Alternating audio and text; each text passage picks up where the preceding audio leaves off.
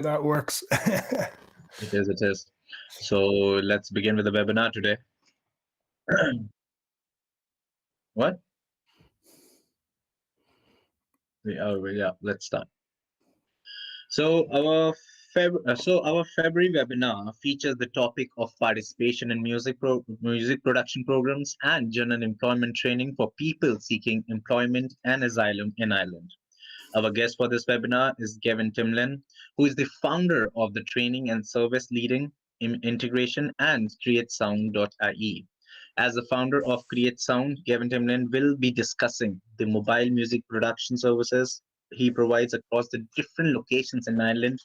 Additionally, using his background in pre-employment trainings, Gavin will also be talking about his new startup, which delivers job training and integration programs for people seeking asylums in Ireland.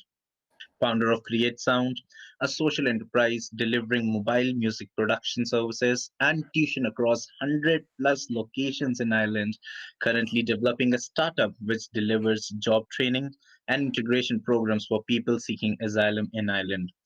18 plus experience in finance, data, risk management, and data analysis. Excellent technical ability with strong communication, interpersonal, and client facing skills. So, we welcome you, Gavin, to our webinar of Babylon 2021 February.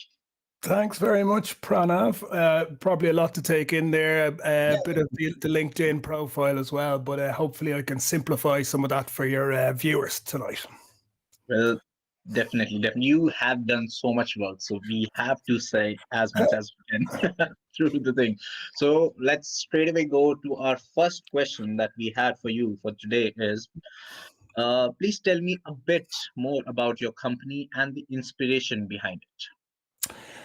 Okay, Pranav. So I suppose I'm wearing two hats at the moment. You mentioned Create Sound, and the other thing, TSLI, which I'm going to talk to about tonight. So Create Sound is the music making workshops that we've been doing in outreach for 10 years, actually, this year. It's our kind of a landmark year for us. So the whole idea with that is that's providing laptops, access to music software that people mightn't ordinarily have been able to access, and going to places, teaching people how to make the music software and make tracks.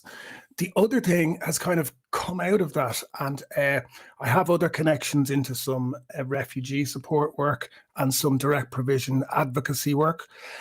So it's using those laptops to go into direct provision and do some pre-employment training, as well as connecting people into the network in Ireland and the community.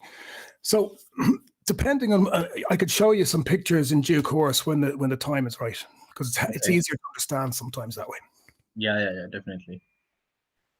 Okay, so yeah, you told about that. So what is the mission and the vision of this organization that you're running at the moment? Okay, well, like Create Sound, I suppose, originally, I kind of came from, I actually was working in, you mentioned it, in finance and stuff like that. But I always had an interest in making music, and I came into it a little bit after school and everything like that. And I thought it'd be great to get access to that earlier on. So I went off to Manchester, studied sound engineering, came back and was doing it, but was still working in finance and banking. And I took a bit of a jump and ended up teaching sound engineering in Darndale in Dublin. So it was a bit of a culture shift. And, you know, so I started doing that with FOSS and FETAC, but we realized, you know, a lot of people would like this activity. It's quite engaging, making electronic music, the hook of music, but also in the background, you're learning some technical skills that you can transfer into other areas. So there's obvious kind of application in maybe some outreach contexts. So I decided to break away from that then and kind of set up Create Sound. So the whole thing was to bring the laptops to people, to bring the software. So you didn't have to worry about buying it yourself, and you could access some of the activity. That's where it spawned, I suppose, Create Sound. So when so basically, in short, it's like if you are giving the laptops for the people to work into this industry later. Yeah, and to learn the skills. So if you like, I could show you a picture or two about that. and to explain how that then kind of led into some of the work with refugees. And Yeah, sure. that will then connect us through. It'll connect the dots a little bit, I suppose. So Yeah, if that works for you. So I'm going to share my screen now. Okay. So let's see. Hopefully this will work for you in 1 second. Yeah. So hopefully you can see this screen. Is that okay? Yeah, okay. I can perfectly see that. Okay. So this is what the kind of thing it looked like. So it's all about access to music making. So here's us doing it in a school. We provided the laptops, had our own equipment as well, and was delivering it that way. But we tried to make it a bit interactive so people aren't sitting behind laptops all the time. Oh, okay. So I say from prison to multinational. It started in school, but the very first time we did it, actually, I have a friend who has a kind of charity that was doing the work in St. Patrick's Prison with youths. He's a good friend of mine, and so that's the first time we used the new laptops, was bringing them into to prison to do it there. So it was sort of very different context. You know, we're doing it there, we're doing it in schools, and then over time, we're doing it for different companies as well, like Facebook and other people wanted to engage in the activity. So there's a bit of flexibility in who we were doing the music production training with. Yeah. I'll just give you a quick look at the website, and I don't want to take too long, but just this is what it looks like now. So obviously in COVID, a lot of it's moved more online. As you said, we've done it in a lot of locations, but that's changed now because we can't physically deliver the training. Yeah. And we've moved into doing some more work in direct provision, collaborating with some other people, and I'll talk about that later. Just to give you a sense, this is where we were delivering those courses. So we'd bring the laptops and equipment to different places. You know, we spread the net a bit too wide in the early days, going all the way to the west of Ireland and up here. So you'd spend most of your time driving, but so most of the activity became closer to Dublin. I can see that. So it's like vast all over the island, like all the dots I could see everywhere. Yeah. So I said I'd connect you through into how did this get into, the refugee work. So my uncle actually started, back at the height of the refugee crisis. I rang him up one Christmas, and he actually lives in Switzerland, but he told us he wasn't there. He was in Lesbos helping people.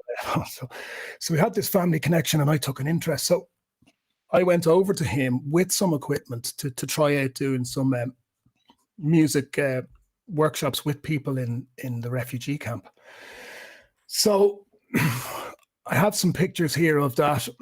This is one of the guys we worked with, Alan Mohammed, and Vice magazine did an article about it at the time. But just to give you a sense through pictures, because pictures sometimes are easier to grasp. So Alan has muscular dystrophy, so he didn't have the use of his legs. But of course, making music on a laptop was quite accessible. This is the refugee camp, and here he is making some of the music.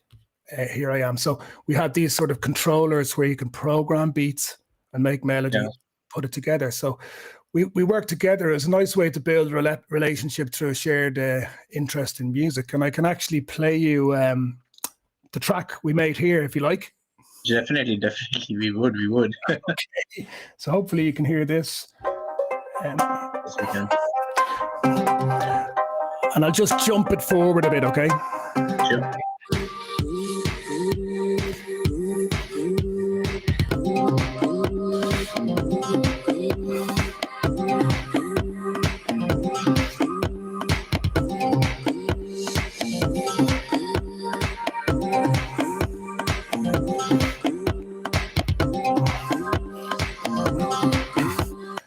So that gives you a sense. It was really interesting from both sides, like, because, we tried to find music and samples that appealed to both of us. The stuff I started with, Alan didn't really like. So we went away and got more Eastern sounding samples. You can hear it maybe in the music. And then we brought some like four to the floor beat he put in there. So it was like a kind of a mixture of styles, and, that was a nice experience. And I suppose the whole way of doing that. We kind of became friends, and then, you know, there's a shared interest in music where we stay in connection after that. And it's outside of the discussion of the refugee situation in the camps. It's kind of a shared interest in music. That's the idea. So I have this doubt. So you personally go to place and you help people learning this, or you have a team and everything that goes together, does the stuff? It's a team. So like I was doing most of the teaching at the beginning, but I'm very lucky to have a few people on the team, sound engineers and producers. So there's a team of 4 there at the moment. But it's nice. It's kind of like a social enterprise, so that those guys, you know, the music industry can be a bit lean at the moment. We all know. So those guys are getting some part-time work training, and then the people who are getting taught are getting like trained by someone who's really interested in music and is active in the industry. So, yeah. So we just got a question. So Mandy asks, so the question is, so is the program for people with interest in producing music, or it's like for everyone that just like music and know? But this is it. Like the beauty of this software, like we use a software called Ableton, and you know, if you're interested in music, it's very accessible. So Yeah. it's nice because you can make a start and you can do it simply at the beginning. You might use samples, you might do some basic drums, bass, things like that. But if you take an interest in it, it's very deep. So you can go deep into your own productions, you can add in your own recordings, you can do all the mixing, and you can actually use it to perform as well. So it's quite flexible. So to answer Mandy's question, you don't have to be a musician to use it. You know, you can learn some of the tricks and put stuff together. As they say that music doesn't have any language, so like it's all with the beats, and if you enjoy it, so you can definitely do it. So Totally. I think other than just the laptop, I think there are other accessories also with it. So like the Basically, mixing and yeah, stuff. like you'd use you could start from a very basic position, so you can kind of use the laptop. So that's all you need at the beginning. You don't even have to have headphones. But obviously, as you get into it, some other bits and pieces are useful. So headphones, like you might get something called a sound card, which you plug Yeah. in. Then that means you can connect in microphones and other things like that. Okay. You can use one of these other controllers, and I'll show you a picture later. You saw it in the last picture, and that Yeah. just gives you some more options, like, you know, because you're on a computer. This thing you can almost play a little bit, kind of bring a human element into it, like playing in a drum beat or composing something. So it gives you more options. So you can build it up. You can start simple and build it up. Yeah. So is there any specific application that you are working on, or it's all on the website? We're using this software called Ableton Live. So we have we have a connection with those guys, and so they help us a bit. Like they've provided some equipment, and then when we're doing some of our programs in outreach or in direct provision, for example, we've got some licenses that we can give. So, you know, when we've been doing school stuff, it might be charged, but when we're doing stuff for direct provision, it's funded, so that it's free for people that way. Well, Yeah. that brings to the next question. Like, what are your thoughts on the Irish direct provision system? Well, that's a big question, isn't it? But it's a big problem. It's the Is it? biggest problem of our time. It's quite timely, and I'm sure a lot of people have heard this kind of thing before. But you know, there's a history of problems with institutional living in Ireland. So, you know, I'm not in direct provision, and I'm conscious that I am kind of have Irish privilege and everything, but I have worked a lot with people in direct provision, and I'm Yeah. kind of part of organizations that on it. So, you know, it's a big problem in terms of the length of time people are in that system and all the associated problems that go with that in terms of mental health, in terms of integration. And, you know, I suppose some of the stuff we're doing, you know, with this other thing, and maybe that's a cue to kind of start to talk about the other sister organization, TSLI, in that, you know, I could talk about a few problems, but one is the remote locations of all these direct provision centres. Over time, they're outside of urban centres and everything. Because we were doing that mobile workshop stuff, we're kind of in a position to go out to places and bring laptops, but this time to do job preparation activity. You know, perhaps people have been out of work for a little time, bit of time, and there's can be slight differences culturally. But we've done it on a partnership basis. So, to include people in direct provision on the team as tutors and to kind of keep us informed as well, so that,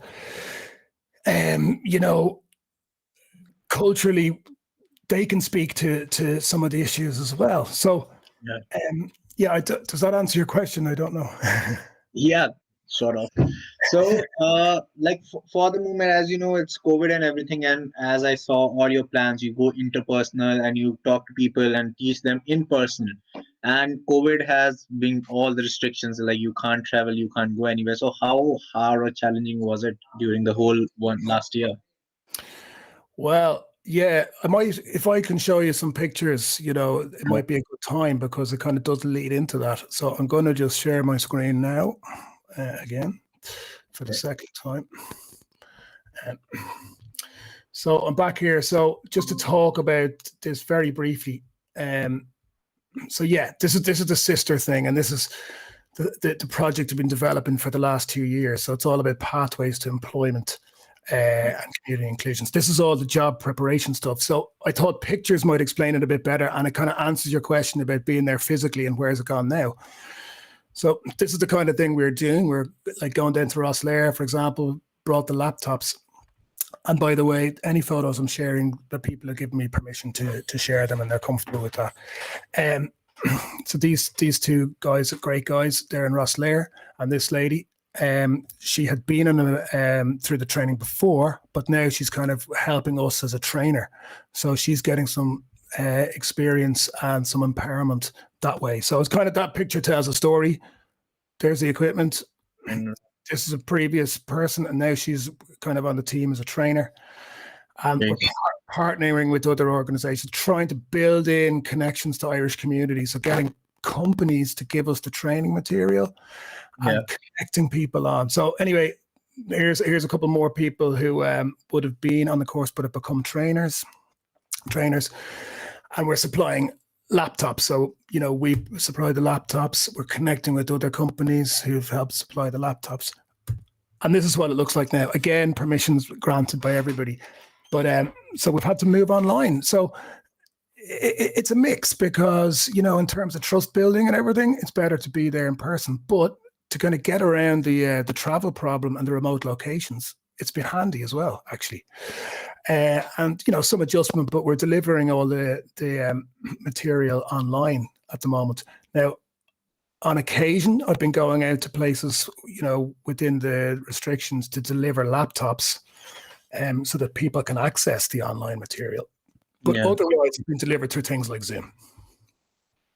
And when you say that you give laptops, so I just wanted to know, like, you give them to use for their personal uses as well. So like they purchase it, or it's how does that matter, like work? It's a good question. So like with Createsound, we have a fixed number of laptops. And I mentioned Scoop, who we've partnered with, right? And I'll talk about them a little bit more later. Yeah. But they have good connections to companies. So we're getting more laptops, but because there's a limited amount, we'd kind of use them for the training. And for example, leave them in a direct provision center with the reception or something. And they could use them as much as they want for the duration of the course. So for the course material, but for their own uses as well. But we would have to reuse those laptops for the training courses. As more laptops come on, we can begin to kind of leave them with people when we have enough. And actually, one of your other former guests, Rose from Recruit Refugees Ireland, who's on one of your other webinars, they're doing a great initiative at the moment because it's a big gap in direct provision now, laptops and connectivity. And they're kind of doing a combined effort where they're getting a few organizations together to get laptop donations from companies. So it's called Windows for Opportunity. They're doing great stuff with that. You just mentioned that it's a course. So what's the duration of the course, and it's a chargeable course, or it's how does the course work? Okay, so I don't want to baffle you or your viewers with this, but just kind of gives me a cue. Yeah. We're doing a learner journey, and I don't expect people to take this in. But I suppose we've been developing it over time. And when we started this all out, we've made good friends with people in direct provision, and they were kind of giving us lots of feedback that sometimes people had gone in, to do a course and then disappeared again. So we're trying to do a sort of supported journey over a long time. So like the initial course might be 5 to 8 weeks where we're meeting people, and we have some companies giving us some material to do things like getting people's CV ready, connecting it with LinkedIn, doing mock applications, all this confidence building. But not one pathway suits everybody. So this is why we call it a learner journey. Some people might need different support. So we connect them into other organizations. But beyond the course itself, we try to connect people in to the network, really, because that's kind of a key problem. You know, people are really highly skilled and qualified, but breaking into the communities and networks of getting work is an issue. Like, so we try to connect people into mentorships. So I've made a partnership with LinkedIn. So they're we do one-to-ones with them and they support the profiles. There's other groups. We connect people into some job matching agencies, volunteering work, and also a little bit of work with us ourselves, like to try and create some of that as trainers and helping with what we're doing as things expand. Yeah, well, the image looks so much informative, to be honest, like all the images and everything. It's like, give you a break from that chart. Give your but brain to be a honest, time of the evening. Yeah. 100 points to the PPT, I guess. 100 points for the beautiful PPT that you made. So this brings me to the next question. Like, can you elaborate the further projects, opportunities for the organization? What are the further steps that you're thinking? How do you think to take this organization further? If you don't mind me sharing my screen one more time, Definitely not. it'll help, right? Yeah. So here we are again. So hopefully you're seeing this, right? But, Yeah. you know, what's happening? What's coming up next? So this program that we're doing. So for people in direct provision, maybe some people on the call know people in direct provision who might be interested, because we're going to start the next rollout of this. It's called Pathways to Employment. It's a free online course, and it's as I sort of described it, that learner journey. Now the thing is, some people have gone through some of this CV writing. It's a bit, oh no, not again. But so we try to kind of focus on this sort of relationship building and progression options. So as I said, one-to-one mentorships, further training, some temporary employment. So this is coming up. So there's this information session in February, and we're doing this virtually now. So, you know, we're trying to get over the remote location barrier. So anyone can come along in direct provision to kind of find out about this, see if it's for them, and then we'll be kicking it off in March. That's the kind of on the employment side. Yeah. The music making stuff, again, I'm back to my two hats, but I kind of played you an example of some of the music we made before. I'd love to play another little bit before we go. But so we've kind of partnered up with Scoop Foundation, and these guys have been very active, kind of doing stuff in Iran, in Cambodia. They set up schools, and they've kind of got a music connection. One of the organizers is a DJ as well, and they're very well connected into the music industry. Schools of Sanctuary and ourselves. So we're kind of collaborating a bit to start these new workshops. Ableton have come in to help us as well. So there's laptops available, and there's some of these controllers that we're going to provide. So we're going to do these music making workshops. Software, MacBooks, controllers are supplied. We're in the middle of COVID, so we'll deliver some of this, but most of it's going to be online. And delighted, as I say, that we've started to make this connection with Babylon, because some of the stuff that Babylon is doing is really kind of close to our hearts and kind of some of the support work and information, but also we're hoping that it'll give us an opportunity to maybe showcase some of the productions that are done through this. So we're going to, you know, okay, so we're doing this, right? We've been doing this a couple of workshops, and we're trying to scale this up a little bit, because people from direct provision itself are becoming tutors and everything. The model is quite scalable. So I suppose this kind of gets to your question, what's next and where do we go? So we're doing these music workshops, but we are looking for people who might be interested in getting involved. So that can be for the music workshops. Yeah. If you know of anyone who'd like to participate in the course itself, but also we need a bit of help finding people who might be good to do it in the direct provision network, people who are interested in music, or, you know, might like to learn a bit more about music making. at the end of the day, it does help connect through to the Irish community a bit more, and I can talk about that too. Also, if there's people who are interested in helping in direct provision, but they're like, maybe they're a DJ or a music artist, we're hoping to do some collaborations as part of it. So that's some ways people can get involved. On the employment stuff, which we're starting again, this is kind of the job preparation training.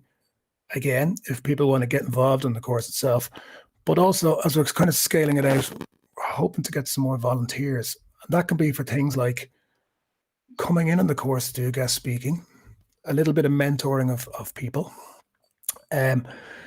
At the moment, we're doing mock interviews with the current groups, and that's quite an easy way to get involved because, you might do 2 mock interviews, 2 half hours, and it's really useful to get a fresh face and a kind of different opinion. And it's really good experience for people and on the admin side. So I suppose that hopefully answers the question of what's happening next. Yeah, mostly it's like big projects coming, but this COVID is just kind of procrastinating the stuff. But the projects are already on paper, I guess.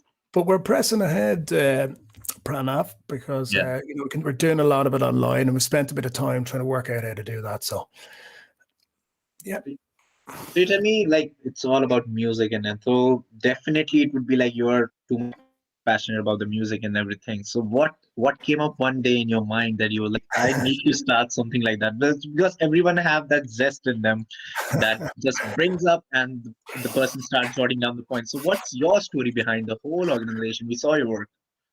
Yeah, I don't know. Like I always, I suppose a little bit of boredom or feeling a bit of disconnected from, like, I was doing office work and things like that in the past, and I did find it a bit soulless at times. And I always liked music making and everything like that. So it was quite late to that, to be honest.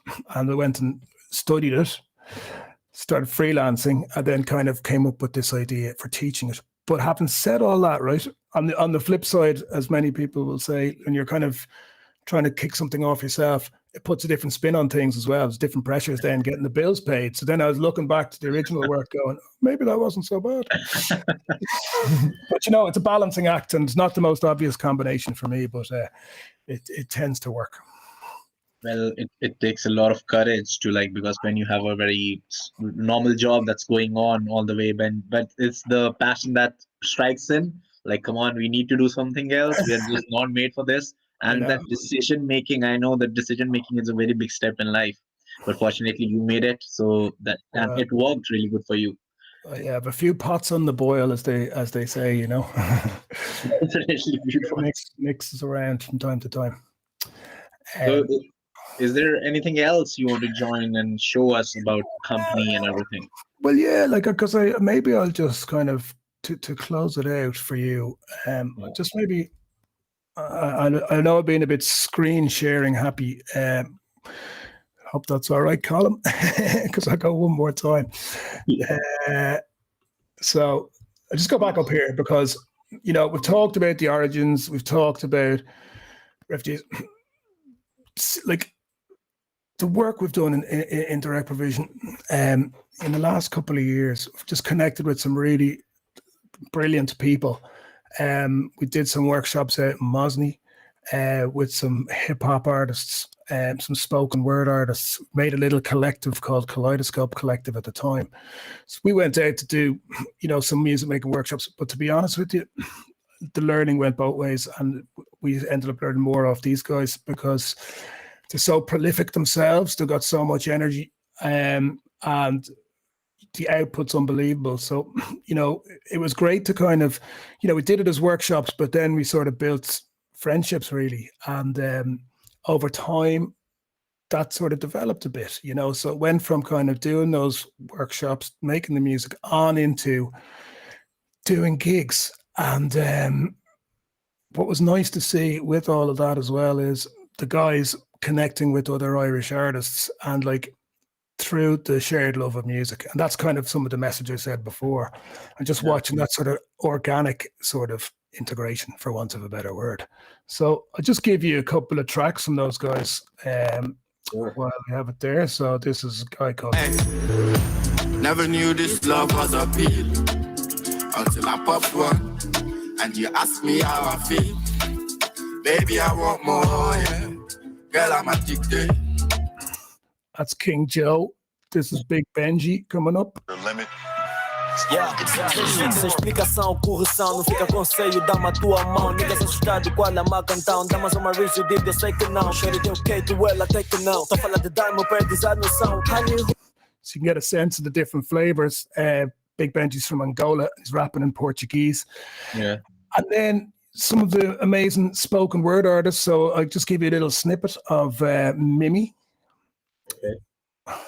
My tongue is as sharp as a two-edged sword. You can slice it to bits without you even realizing the brutal barbecue that I slay when it's meant to be barbecue.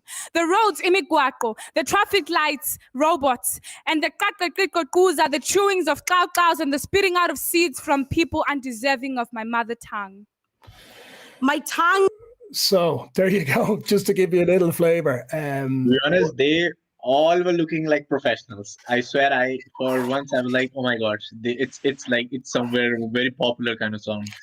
No, absolutely. Like, and I have to say, like, you know, kind of from doing workshops with different communities and schools in Ireland, the guys just natural performers as well, and they kind of come alive in those situations. So there's always great energy at the shows and everything. So yeah, and it's kind of good to kind of maybe do that toward the end, because that's what we're trying to do more of now, and kind of meeting new people and finding new talent and new artists to do some of this in direct provision. So like you have met almost people from every different nationalities, listen to their music and stuff. What was the one music when you heard for the first time, you're like, damn, this is something dope. This guy or this girl has just made something really out of the box. Was there any experience you ever had? Lots. Like, to be honest, the guys are schooling me all the time. Like, you know, they're kind of would start playing music that you wouldn't have heard of. There was a lot of trap and stuff like that at the beginning, but you know, I maybe didn't give it the time, but they were kind of playing different versions of grime and trap. But the way they hooked into it, the way they put their spin on it, just kind of opened it up to me a little bit more. Then, of course, the guys, like the work with the Syrian guys. Again, like I went in doing my normal workshops, had a lot of kind of typical Western sounds and samples and everything like that. The guys weren't having it. They kind of pointed me towards more kind of, as I said, Eastern sounding drums, rhythms. And I was going, that's amazing. And, you know, so it's a nice two-way learning experience, I guess. Whereas I feel at the moment that these guys had that talent, but they just needed a source to bring it forward. And I think you were the source for them to like make something possible, I guess. Once or twice, but even like with the guys in direct provision, as I say, like they're so talented themselves. They have kind of taught themselves a lot of stuff as well. So they're creating music all the time. So I can't take credit, you know. But and the thing is with it too, because I enjoy music and I'm getting something out of it as well. When we're doing the shows together, I'm getting to DJ a bit. So that's a kind of nice setup, because you're not doing it because you have to, and you're doing it because you want to, and you're meeting some great people. So, and where can we, like, now that we just had a glimpse of the music, where can we fully hear all the music that's in the company? Okay, so Createsound.ie. We're just developing, like, there is sort of student tracks on there, but we're creating a new section on that page, and I'm going to put in all those links. I don't know if Joe's on the call, but I did put some links out there to some of the SoundCloud pages. So for those examples that I played, we can put those up as well. He did on the chat. Cool. Great. We can hear it on the SoundCloud as well. Fantastic. Well, to be honest, I have tasted music, but I'm really bad in singing. I just sing really bad. I just really don't have a bit of auto-tune, Pranav, and you'll be sorted. Well, I think I need to take some classes from you then. Not me. I'm a croner as well. I haven't got a great voice. Bit husky over here. But definitely, it would be great, because running something of you, like, if people are doing their own work, they can make their own music and they can like publish themselves through the organization itself. So when is the date when there will be like a huge seminar somewhere people coming in, buying tickets of 50 euros, 100 euros, enjoying the show, and you'll be there standing and singing the song. When is that day? Is it soon or should we? Yeah, I'd say autumn this year. I'd say, out of frustration when everyone comes out of lockdown, I'd say it would be an easy sell if we could have any sort of festival anywhere. I think people would be delighted. That would be crazy. Like, just imagine people from Ireland, because you are in the island everywhere. So are there any plans for going international, like other than Ireland? Are you planning to? Wouldn't say no. Like, we've done sort of workshops in the UK, and as I said, the small little ones in Greece and things. But now that's another thing with the way COVID's gone and everyone's doing things online. We've kind of changed all our courses to online delivery. So there's nothing really stopping us getting international people together to do it. We'd love to do more. There's actually a cool group in Greece who do work in a similar way to ourselves. So making music with people there. So we'd love to kind of maybe do a collaboration or something like that. But maybe now's the time, because we're all online and it's kind of been made a bit easier. So what all instrument do you play? I play the bass guitar not very well at all. I play the triangle and the record. No, like I kind of I played a little bit of bass, but I suppose that was one of the attractions for me. Like, I kind of was maybe studio engineering at the start, but wanted to get into this because you can use some of the software to help make music, a bit of sampling, DJing as well. Do a little bit of that. Making music is kind of like a different world, to be honest. You can just make it anything. You can get the beats. You can, like, it's what I feel making music. It's like sometimes when people are not able to speak up, they can speak through their music. They know the taste, they know the knowledge, so they can definitely make good music. It's absolutely, like, it's kind of cathartic. It's healthy. Like, it could take you to another place. Like, when you're listening to music, it's so important.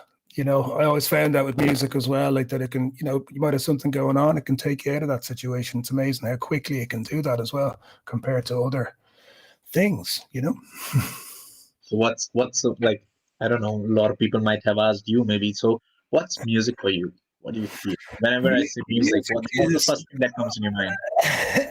Just joy and escape and Escape reality. Just kind of get it, but just tuning in to something else and feeling something else, and just kind of getting in touch with, you feel it, your body and everything like that. So it's a way to change how you feel, and